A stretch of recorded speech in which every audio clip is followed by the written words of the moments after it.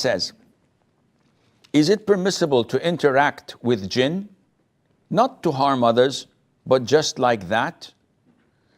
The issue of interaction with jinn is governed by the Quran and the Sunnah.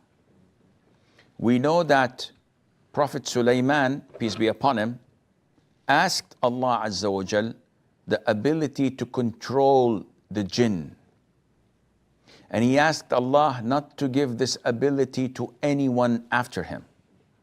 And Allah granted him his wish, to the extent that once the Prophet ﷺ was attacked by one of the jinn. So while in the prayer, he was praying, leading the prayer. So he strangled the jinn until he felt the saliva of the jinn on his hand. And when he concluded the prayer, the companions asked him that you moved in your prayer, what happened? And he said that a jinn attacked me with a torch of fire. So I strangled him, and I wanted to tie him to one of the pillars of the masjid so that the children would play with him.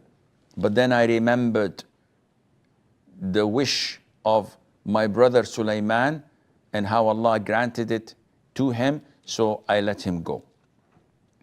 So no one has power over the jinn.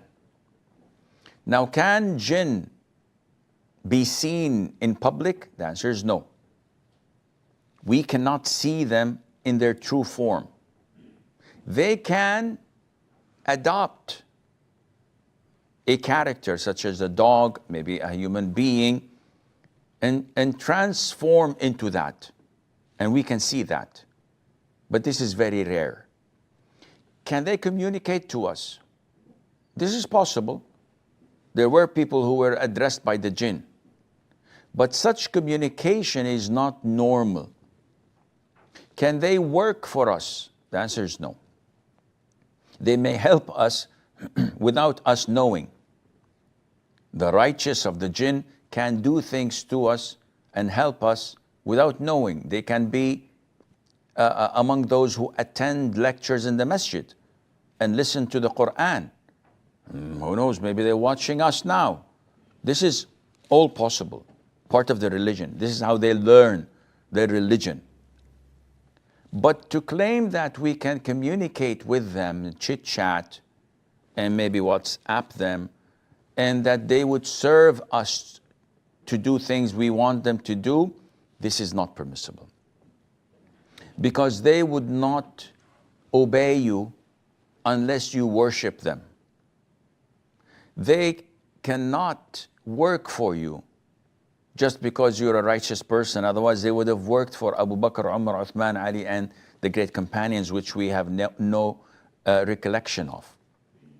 So, having them work for you, as some people claim, in Indonesia, in Nigeria, here and there, a man says that he has control over 6 or 10 jinn, and they help him diagnose the illness of a patient and maybe offer or perform surgery with his nail and extract things and then put it back again. All of this is black magic. All of this is shirk, because this person must have worshipped them, offered them sacrifice. Some of them even step on the Quran so that they would be able to communicate with them, or write the Quran in the blood of menses, a'udhu billah. All of this kind of black magic and shirk is there. So it is not permissible to go down there or to believe in what they speak or say, because they're usually blatant liars. And going to soothsayers who are assisted by jinn, just for the fun of it, renders your prayer of 40 days unaccepted. And if you believe in a single thing of what they had predicted, then you have exited the fold of